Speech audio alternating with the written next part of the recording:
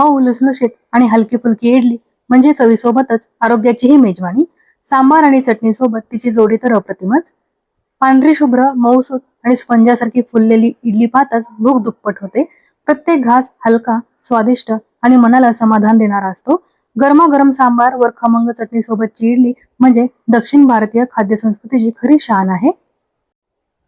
आज आपण इडलीची अशी रेसिपी बघणार आहोत, इतकी मऊ इडली की तोंडात टाकताच विरघळणार आहे. चव, पोषण आणि समाधान याचा सुंदर संगम. आज आपण मऊसूत इडली कशी करायची हे बघणार आहोत. तर नमस्कार, मी अश्विनी आपल्या चॅनलमध्ये तुमचे मनापासून खूप खूप स्वागत करते. साधेपणातही अप्रतिम चव आणि आरोग्याचा खजिना घेऊन आलेली ही इडली कशी करायची चला बघूया.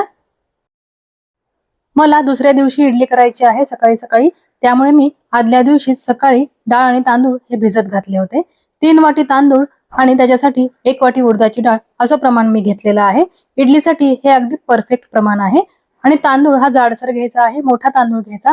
कधीही तुकडा किंवा कणी तांदूळ वापरायचा नाही. तांदूळ कुठलाही घ्या, फक्त तो मोठा असला पाहिजे. हो, इंद्रायणी तांदूळ घ्यायचा नाही, नाहीतर इडली ही चिकट होते. मी नेहमी कोलम तांदूळ वापरते किंवा रेशनिंगचा तांदूळ वापरते. बाकी तुम्ही सोना मसुरीही वापरू शकता, बासमती अख्खा सुद्धा वापरू शकता. इडलीचा तांदूळही मिळतो, तो सुद्धा तुम्ही वापरू शकता. सकाळी लवकरच मी हे डाळ आणि तांदूळ भिजत घातले होते. ते आता चांगले भिजलेले आहेत. 5 वाजलेले आहेत संध्याकाळचे. आणि आता मी हे डाळ आणि तांदूळ वाटून घेते आहे. हे वाटलेलं पीठ रात्रभर झाकून ठेवायचं, म्हणजे ते सकाळी छान आंबतं.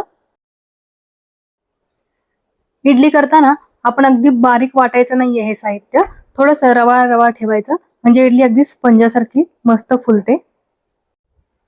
आणि वाटताना त्याच्यामध्ये पाणीही जास्त टाकायचं नाही. कमीत कमी पाणी टाकून आपल्याला हे वाटण तयार करायचं आहे. इडली जर आपल्याला पांढरी शुभ्र हवी असेल तर डाळ आणि तांदूळ अगदी स्वच्छ धुवून घ्यायचे, कारण बऱ्याच वेळा काळपट तांदूळ असतो, डाळीचाही कलर थोडासा काळपट असतो. अगदी स्वच्छ धुवून घेतल्यावर त्याचा कलर पांढरा होतो आणि त्याचबरोबर इडलीचाही कलर हा पांढरा शुभ्र होतो. हे वाटण तयार करताना थोडंसं रवाळ ठेवायचं, म्हणजे इडली स्पंजी होते, अगदी सहज ती तुटते, हलकी फुलकी होते. तुम्ही जर अगदीच बारीक वाटण तयार केलं तर इडली ही अगदी घट्ट होऊन जाते, ती स्पंजी होत नाही. म्हणून हे वाटण आहे ना, रवाळ असं वाटून घ्यायचं. वाटताना पाणी अजिबात जास्त टाकायचं नाही. कमी पाणी टाकूनच आपल्याला याचं वाटण तयार करायचं आहे. दुसऱ्या दिवशी इडली करताना तुम्हाला जर पीठ खूप घट्ट वाटलं तरच त्याच्यामध्ये अगदी थोडंसं पाणी टाकायचं. पण मिश्रण हे पातळही नकोय आणि जास्त घट्टही नकोय. इडलीचं पीठ आपण ज्या भांड्यामध्ये ठेवणार आहे ते भांडं पूर्ण भरायचं नाही, कारण इडलीचं पीठ हे फुलतं, त्यामुळे आपण अर्धी जागाही रिकामी ठेवायची आहे. सगळं इडलीचं पीठ मी तयार केलेलं आहे, वाटण तयार झालं आहे. आता याच्यावरती झाकण ठेवूया आणि दुसऱ्या दिवशी बघूया. अर्ध पातेलं सुद्धा पीठ नाहीये, त्याच्यापेक्षा खाली आहे. पण दुसऱ्या दिवशी सकाळी तुम्ही बघू शकता की पीठ अगदी चांगलं आंबलेलं आहे, अगदी फुलून वरती आलेलं आहे.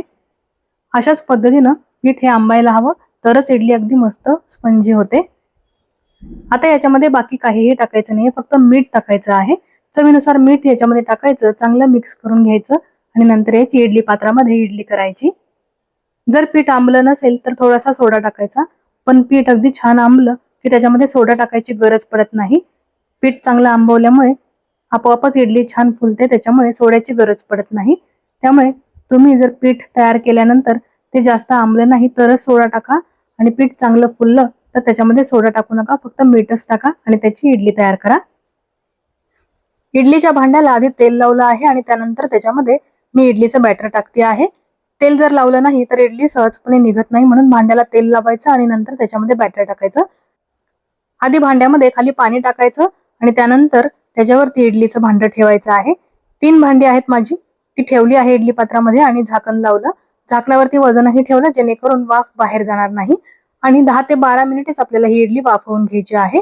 12 मिनिटे झालेली आहेत, इडली वाफवून घेतलेली आहे. आणि आता झाकण काढून आपण बघूया.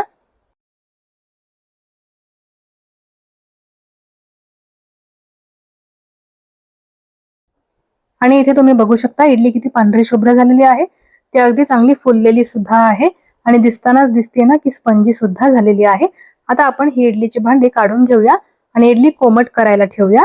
गरम गरम इडली भांड्यामधून काढायची नाही, नाहीतर इडली तुटते. त्याच्यामुळे आपण ही कोमट होऊ द्यायची आहे आणि नंतरच काढायची आहे. गरम गरम इडली ही कधीच काढायची नाही, नाहीतर ती नीट निघत नाही. तुम्हाला जर गरम गरमच इडली खायची असेल तर इडली पात्राच्या आतमध्ये कापड लावायचं आणि त्याच्यावरती इडलीचं बॅटर टाकायचं आणि मग इडली करायची. बाहेर शॉपमध्ये अशीच इडली बनवतात, खाली कापड टाकतात आणि त्याच्यावरती बॅटर टाकतात, म्हणजे इडली अगदी सहजच निघते.